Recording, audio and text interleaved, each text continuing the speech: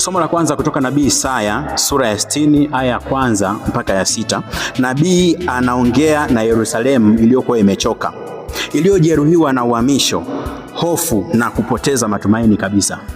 Kiroho, Israeli kama taifa lilikuwa gizani. Kisiasa na kijamii pia watu walikuwa katika hali ya chini. Ndipo nabii anapotoa tangazo lake lenye nguvu akisema, inuka na uangaze kwa nuru, kwa sababu nuru yako imekuja. Hii si nuru ya kawaida, bali ni utukufu wa Bwana unaong'aa katika giza.